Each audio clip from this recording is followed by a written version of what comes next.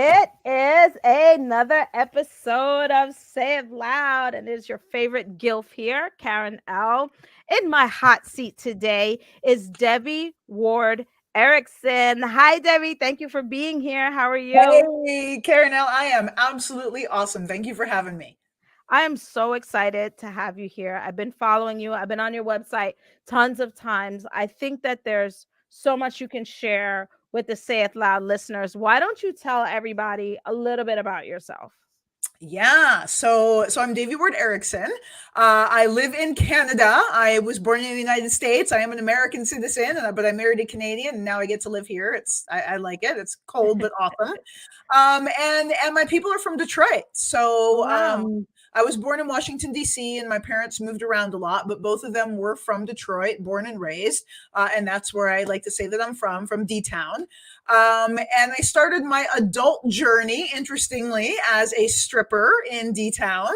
And then I moved from that into becoming a monk of the Ashaya order. So I spent a decade as a monk meditating in the mountains. Wow.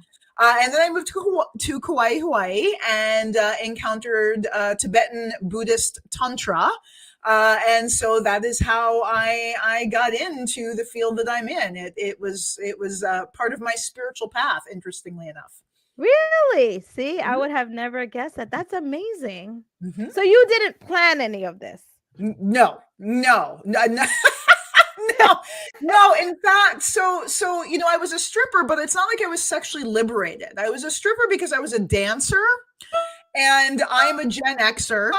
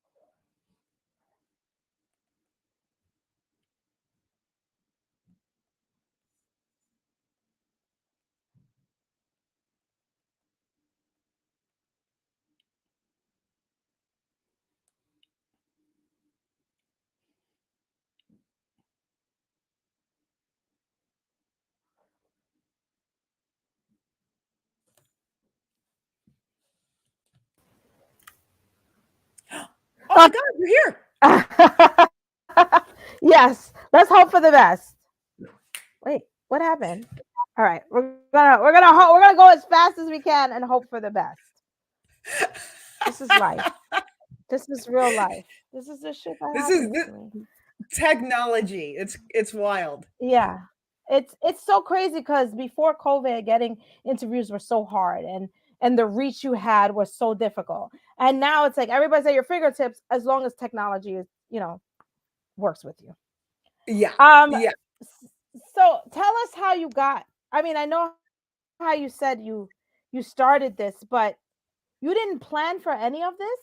No, no. So it was a big surprise. So when I was a stripper, people think, oh, you're a stripper, you're so like sexually progressive. No, it's just that I was a dancer. I was in college for dancing, and I grew up with flash dance. So my idea of a stripper was like Jennifer Beal, like chairs and water, like performances. So that's what I thought it was. When I got to the strip clubs, and learned what it was really about. Right. It was lap dances and stiletto heels. It was a whole other ballgame. But from my point of view, I had already committed to this plan of action, so I was determined to see it through. So I was a stripper in Detroit for 3 years. That did not make me sexually awakened in any way. I'm an exhibitionist and I like to dance. That's pretty much what that was about.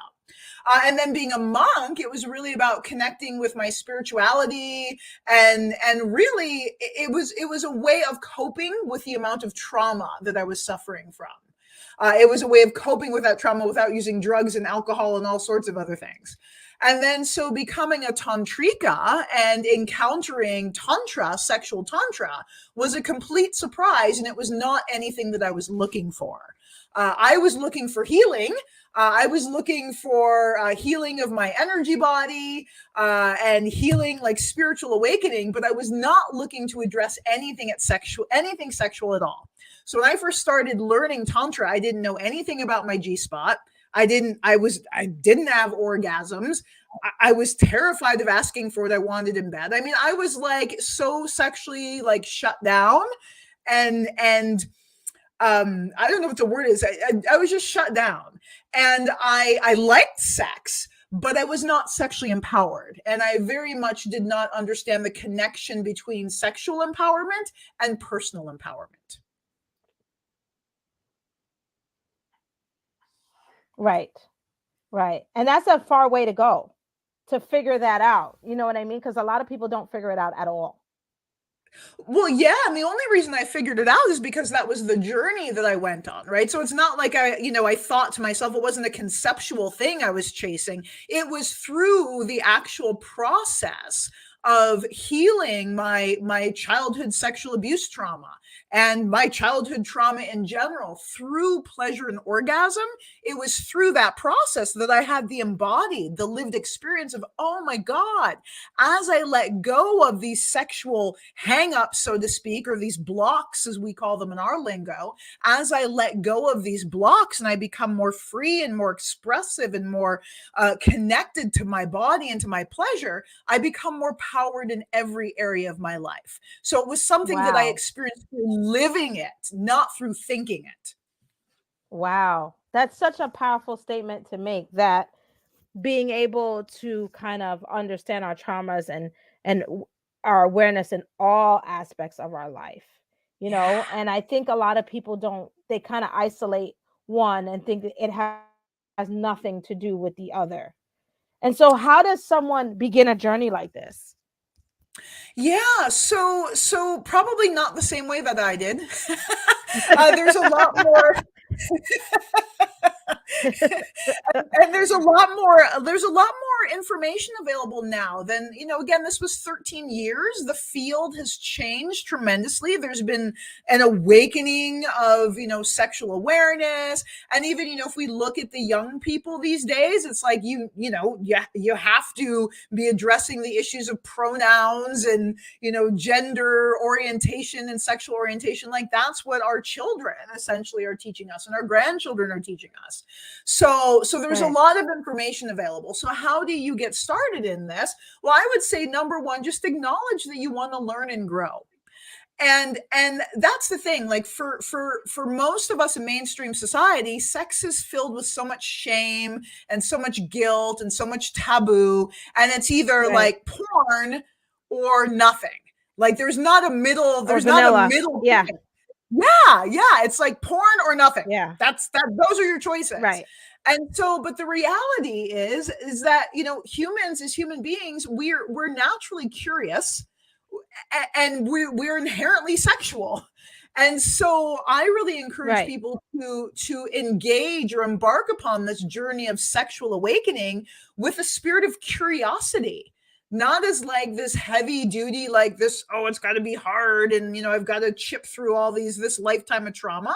Maybe just like, hey, I wonder how many different kinds of orgasms I can have, and I wonder, if my partner can have multiple orgasms. I wonder if there's a connection between the pleasure I'm experiencing and the way I feel in my mind and body. So being Right. curious and having this interest in expanding, as opposed to trying to fix something that's broken. I can assure you, no matter what your sexual issue is, you're not broken. You're not broken. I Right. can assure you. Right. And very Right. Right. often there is a holistic way of addressing any sexual issues that may be arising for you. And very often, so this is statistics show that 90% of the time when we're dealing with sexual issues, if they are not rooted in a physiological issue, like you actually have something physically wrong in your, going on in your body, if they're not rooted in a physical issue, they're almost always rooted in an emotional or psychological issue. Wow. Yeah. Right. So there's probably more of that than there There is Yes, I anything would else. say, yeah. So I would say, I've been doing this for 13 years, and I would say almost every sexual issue that people have. So like for men, they struggle with erectile dysfunction or premature ejaculation or anorgasmia. For women, very often it's not realizing their orgasmic potential or not having orgasms during penetrative intercourse. These are the issues that people usually have, and we have been able to address them holistically with tantric methods, yogic methods, personal, self-connection exercises, that within weeks to months, these issues completely evaporate. Wow. So 9 times out of 10, whatever your sexual issue is, it's usually emotionally and psychologically based. Wow. That's it. That's crazy to think about because so many people are walking around with so much emotional baggage that Yeah, now is impacting so many other parts of your life. absolutely. Right? And Because we don't necessarily always connect it to the physical sense or to the sexual part, you know? Absolutely. Absolutely. But mind and body are one organism. So what affects your mind is going to affect your body. And the way I think of it, it's mind psychological, but heart emotional. Those are in unison, right? They dance in union. Right. What's in your heart is going to influence what's in your mind, and what's in your mind is going to influence how you feel in your heart. And all of that influences your body. Like what do they call biofeedback studies show specifically, like if you experience certain emotions, Right. there's a chemical response in your body. If you feel joy and pleasure, you get oxytocin, you get dopamine, you get endorphins, you feel good. When you Yeah. feel, when you have a lot of shame or guilt, or you feel crappy, your body's producing toxins, quite literally, and chemicals that can create illness in your life. Yeah.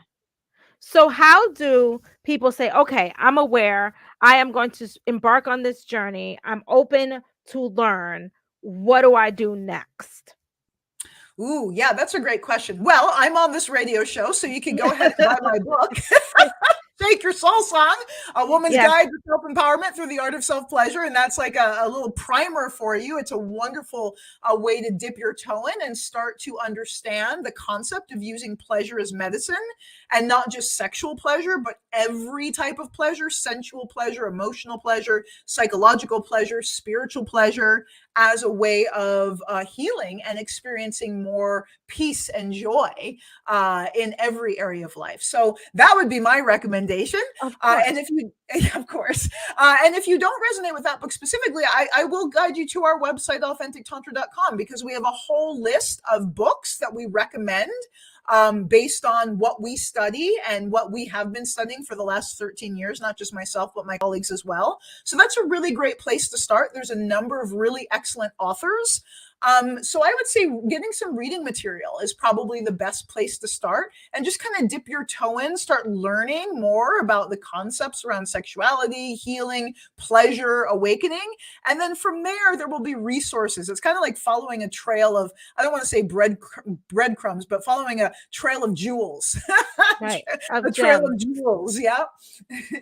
That's very interesting because I feel like a lot of people have interest, but they don't want to say they have interest. I want to know what tantric sex is. I want to know what healing is. I want to know what sound, mind, body, joy looks like and feels like. And oftentimes we don't connect the two, or we kind of get lost in how we need to get there.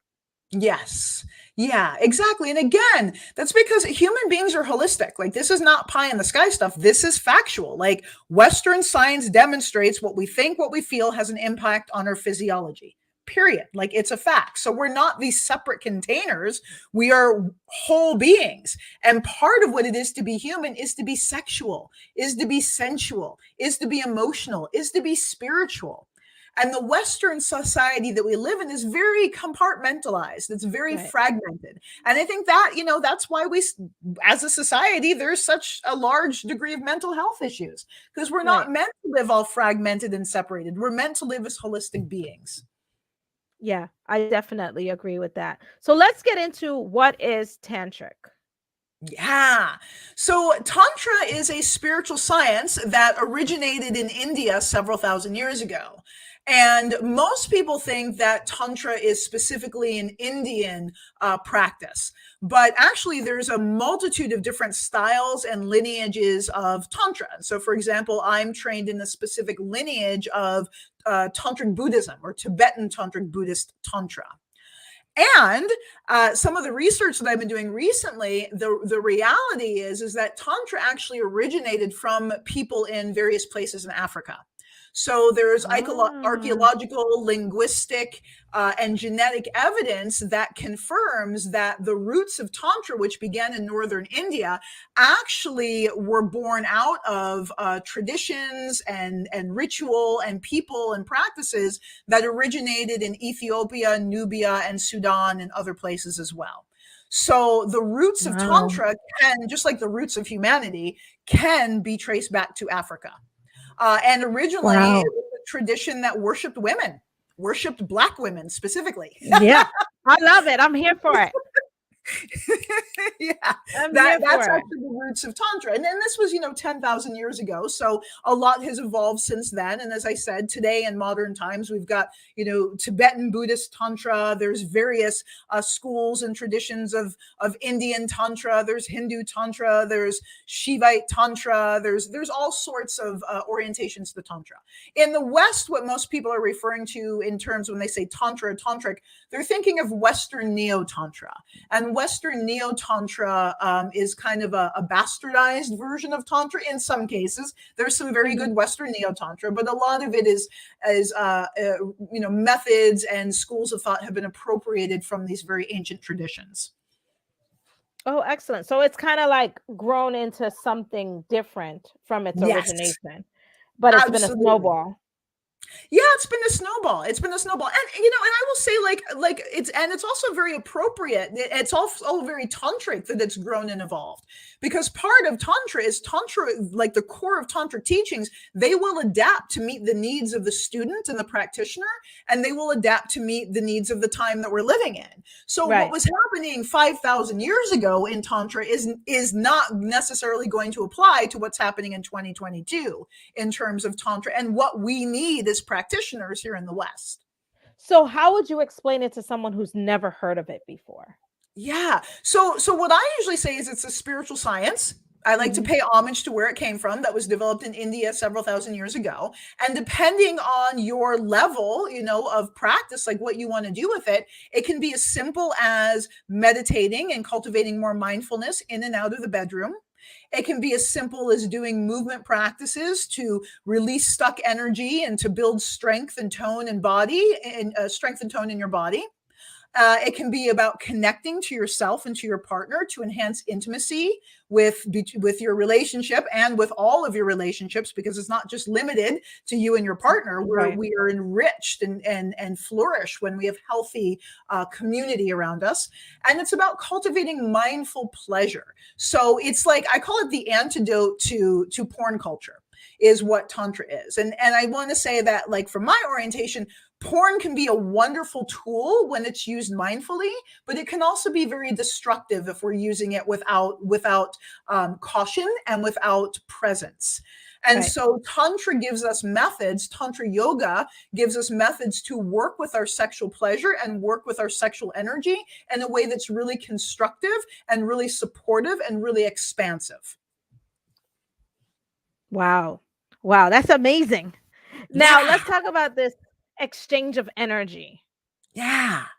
because I feel I'm very big on this. I talk about this. I've done a whole show about this, how people exchange energy, and how at times you can see someone, and before they got into this relationship, they were so happy and they looked so great and life was going so good. And then they get into this relationship and they have like bags under their eyes and they're miserable and they're not smiling and their shoulders aren't back. And you see that energy just kind of drains out of them.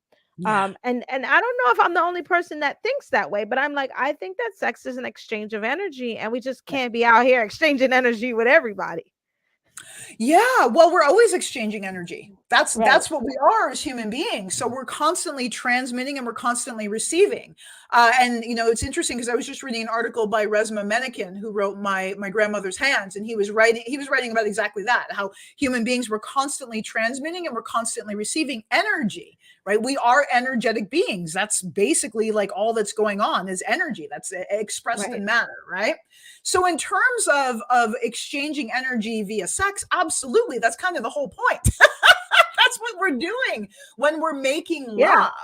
When we're making love, we are nourishing and feeding our energy body and our partner's energy body. If the intimate Right. connection is unhealthy or toxic, then instead of exchanging energy, you're going to be draining each other's energy or toxifying each other's energy. So the key is Mm, to be right in your heart.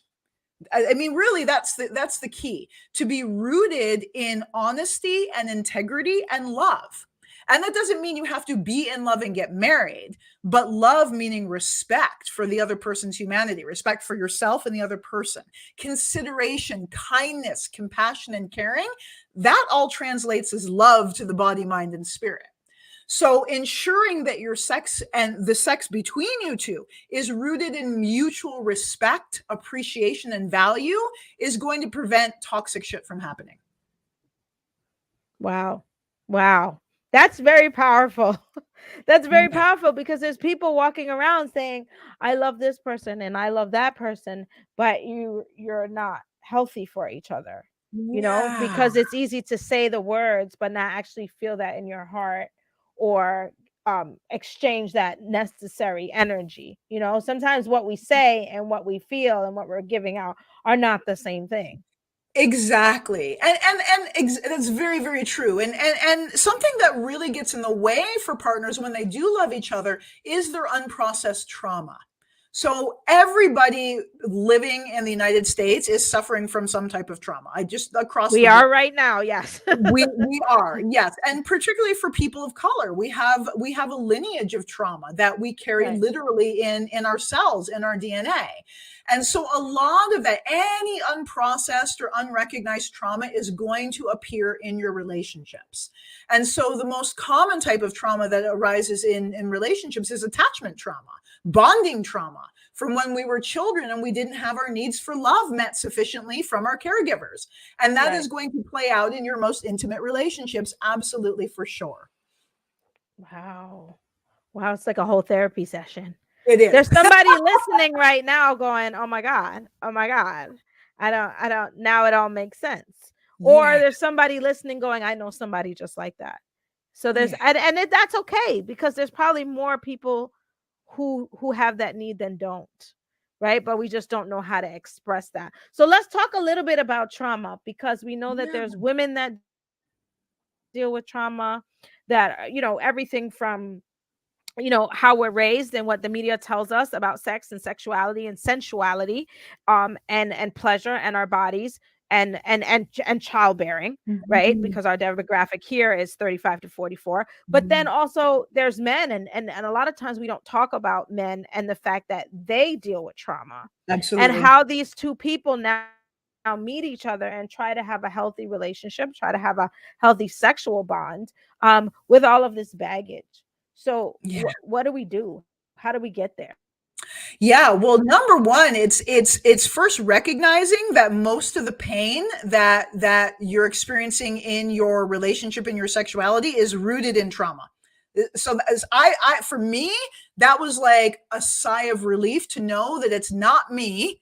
I'm not broken. I'm not effed up. It's actually the baggage that's not even mine, that I was kind of forced to carry through my life.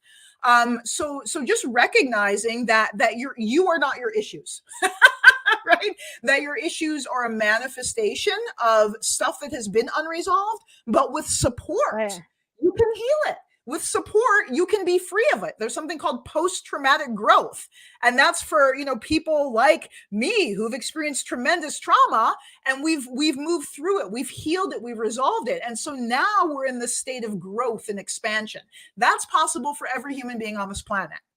So once you recognize that, wow, I've got some shit, and it would behoove me and my relationships to deal with that shit, then taking the steps to do that. So I'm a big fan of having support. So I really encourage somatically based, or body based. Somatic means of the body. So body based healing, body based counseling, body based therapy. There's no, like, let go of any stigma about counseling and therapy. It's really just about having someone who can give you guidance and support, and we need that. We we all need that. It's crazy to Right. We think that all we're need supposed that. to go through. We all need Yeah, that. it's crazy to think that we're supposed to go through this life without support. That's not what we're supposed to do. So finding some trusted support, getting some help, getting some support, looking into your local resources. Also online, there's so many sex positive, anti-racist, all gender affirming counseling and therapy that's available for people online now. And because of COVID, that's a silver lining of COVID. Almost everything's available online. So I really encourage you Hmm. to get support for yourself and your relationship. And then once you have support in place, you can start, I would say, moving towards some of these, sex education, sex coaching, tantric things that you may be interested in. But it's important to give you and your partner a stable foundation of support before you start digging in or opening that can of worms, so to speak. Excellent. Yeah. Excellent. That's pretty amazing. So, what advice would you have for, I don't know, a couple who maybe been married a couple years, and they have kids and life is life in, and they just are not as intimate as they used to be? Yeah. Yeah. Because So, the reality is that's what happens in life, right? mhm. And how do we pull that couple back together, not just on a sexual level, but on a spiritual level, emotional level, where they're like aligned? Yeah, absolutely. So the first thing that I counsel couples to do is to prioritize connection. So very often what happens with couples, particularly with kids, right? So you come together as a couple, it's all juicy and amazing, and you get married, and it's awesome, and then you have kids, and then all of your attention goes on to the children. And that's what your life becomes about, like managing the business and the home and the kids and the family. So you take your attention off of the relationship necessarily and put it on these children and these other things. But once the children reach a certain age and they don't need you hovering over them all the time, now you can take the attention that used to go to them and put it back on your intimate relationship. And you have to prioritize it. And what I say is prioritizing connection. And connection can look a lot of different ways. Connection can look like, a couple times a week you go for walks together, or you take baths together. Or if you're Right. working with us with Tantra, you're doing tantric meditation together, you're doing tantric breathing practices together. And so you're recultivating, again, heart-based connection, love-based connection. So it's Right. not just about, penis and vagina genitals. That particularly as we get older, after the 44-year-old demographic, as we start Yeah. moving into perimenopause, our bodies change and our desire changes, our pathways to intimacy change. And so really ensuring Yes. that, again, you're creating this anchoring into love and connection, and then from there miracles happen. So, for example, in my own life, what I see is I have connection dates with my partner, and this takes the pressure off of like, oh, do we have to have sex? It's just about connection. But the more Right. connected my heart is, the more I want to have sex with them. Right. That's a very Right. cool That's thing. how It's a that good works. little feedback loop, right? Yeah, that's how that works. So when we focus on connection, then everything else kind of takes care of itself. Wow. And so prioritizing that connection and making it important to say, okay, once a week or twice a week or however much it is, we're going to spend this time just connecting. Just connecting, just focusing on each other, and that, and not like the movies, not the TV, but like being together without distraction, and just allowing yourselves to connect, to talk, and to share, and sometimes, you may even sit together and just hold hands and not even talk. But it's the loving connection that is critical and crucial. And that's the thing, people are always looking for sex tips, and tips are great. Hmm. But if you're not connected to yourself and your partner, it's going to feel like cardboard. Like, it can be the best Right. sex technique in the Right. world, Right. but if there's no love, Right. if there's no connection, it's empty, it's useless, it's meaningless.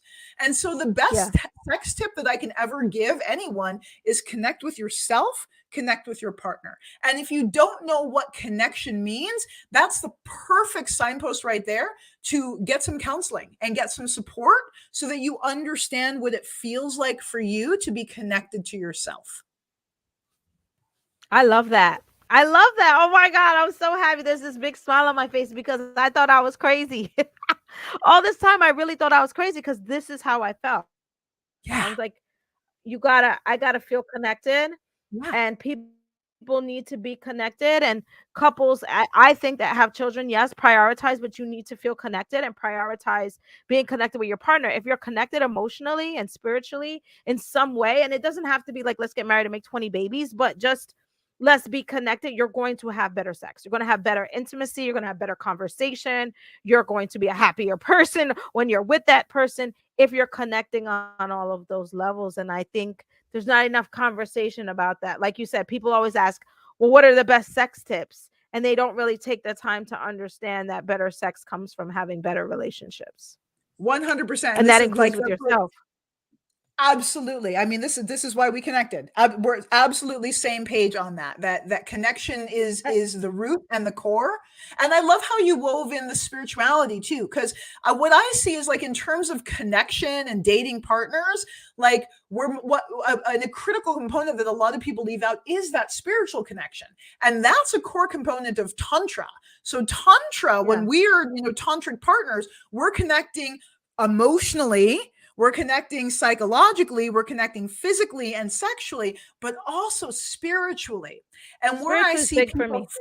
yes, it's huge. It's Yeah, huge. The spiritual is big presence for of me. God in our life, however that arises for us, however we commune with that, but that is an essential component to our humanity. And it's an essential component for longevity and connection, is being on the same page with your partner spiritually, emotionally, psychologically, and sexually. And that's Yeah. what's going to help you navigate some of the choppy waters, the rough waters, the crappy stuff that happens in relationships, is that spiritual and that emotional connection. That's amazing. I love it. What advice can we give to men? I know women are a little bit more forgiving of themselves as far as looking to be sexually liberated, to learn about tantra, to learn about pleasing, to learn about self pleasure. But men, not so much. Yeah. So we actually launched a program a few months ago called Tantra Healing for Black Men. And we had about 20 black men in that program. And so I'm just going to put it out there that like there are men hungry for this medicine too. Yeah. And there are some excellent men. And I'm going to say like I think I love men. So I think Me all men too. are inherently awesome and just may have some layers of trauma to purify and clear out. But men, we are cisgender men, trans men, we are Yes. here for you. We Yes. love Yes. you. Yes. Yes. I love it. I love all of them. But one thing so advice I would give to men. So this is the number one piece of advice I would give for you guys out there listening. So open your ears and listen. The best sex you will ever give to your partner is the sex that she feels safe enough to communicate to you about. And so, what that means is your role as a man is to create a cocoon of safety or a space of safety so that your female partner feels empowered to tell you what she likes. And that doesn't mean she's up in her head, like, oh, I want you to do this, this, and this. But to simply say, if you ask her, does this feel good? Yes. Would you like anything different? No. How does this feel? Oh, I like that, but could you use little bit more pressure? Communication, honest, authentic communication is your number one sex tip for her having the orgasms of her dreams. And women, I'm going to speak to cisgender women, are often socialized to not communicate in bed. We're often Right. socialized that good girls don't like sex, regardless Right. of your demographic. It's like, you're a nasty hoe. You're not supposed to like sex. And so guys know this, that we're not supposed to like sex. And we know that we're not supposed to like sex, but we do like sex. But we're playing this game in bed. Like, oh, well, I'm not going to tell him anything because I don't want to Right. bruise his ego. Right. And he's like, oh, well, I'm supposed to know how to do everything because she's not supposed to tell me. And that's a cock block right there. That's going to fuck you up right there. Yeah. So number one, letting your female partner know, baby, I love it when you tell me what you like. I love it when you tell me, yes, I like that. So next time I'm going down on you or touching you, I'm going to ask you if you like it. I'm going to ask you if you want something different. And every time you tell me the truth, it makes me so hot. So again, creating this environment where it's Right. safe to communicate about our pleasure with each other. Yeah. I agree. I agree. And I think a lot of women also expect men to just know, Yeah. and I think us as women, we have to be able to communicate honestly and lovingly, in a way that, no, we're not looking to hurt anyone's ego, but we do also need to be able to have conversations about what we want, and feel empowered in that space as well, because your everything does, like, men, everything doesn't work for every woman. For women, everything doesn't work on every man, and being able to understand that and not assuming that somebody else is just supposed to know what you want or what you like, or what you need. That's it. And that's such a brilliant point. And the reason that we as women, cisgender women, expect men to just know is because that's what we're taught. We're taught that we're not supposed Right. to know. Like, when you were a little girl, were your parents people like, you should masturbate, you should learn your own body? No. No, they're like, No. don't, if you No. will go to hell. Your hands will fall off if you touch yourself. Yeah. Yeah. Yeah. So, Yeah. how the fuck are we supposed to know if we're not Right. exploring ourselves? How are we supposed Right. to know? And so, Yeah, I of do. course, I'm sorry. Go ahead. No, I said I do encourage women. I tell women all the time when I do my live show to know your body and know what you want and what you like before, so that you can tell someone else. If you don't know, Yes, you can't guide someone else, you can't instruct someone else, you can't share with someone else if you're unaware. And so you need yeah, to know your body better than anybody else, because then you can teach someone and they can learn with you. But you can't just expect someone to walk in the door one night and know who you are better than you know yourself. exactly. And the key, and then the other That thing just to throw in doesn't the mix happen. is this is where pornography can be very detrimental, because most cisgender men are watching porn to get technique instruction, and most of the technique demonstrated in porn fucking sucks. It's really bad technique. It's not educational material.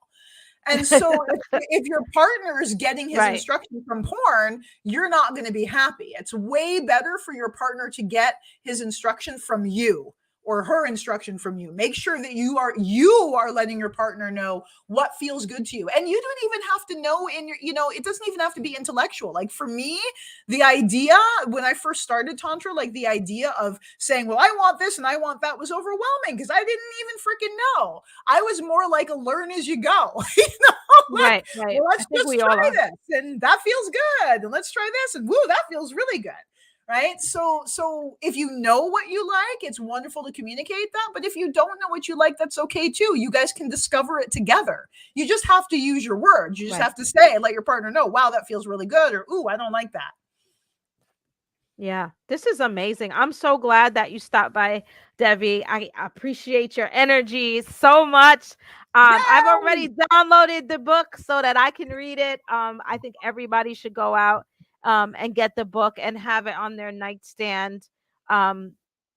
Because we all stand to learn something every day. I always say this, whatever's not growing is dead, right? And so this is an opportunity for you to grow and learn and then do it on your own, but then potentially share it with your partner. And so if we're looking for ways of intimacy and communication, this book is a perfect segue to do that, right?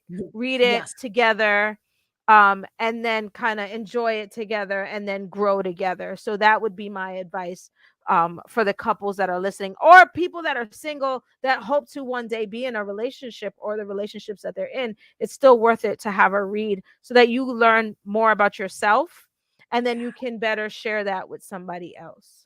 So that's my absolutely. take on that. Debbie, tell everybody where they can find you. Yay! So you can find me at authentictantra.com. That is my school. I'm going to throw it out there that I am the founder of the first and only government accredited school for tantric sexual healing in the world. So I did it. We did it. Hey. Yay! Woo woo. So that's my school. And then if you want to find out more about me individually, you can go to deviwardtantra.com. DEVIWARD tantra.com. So those are my two portals. Thank you so much. I think we got a wealth of knowledge, and I appreciate you for sharing with us. It is my pleasure. Hold on, Debbie.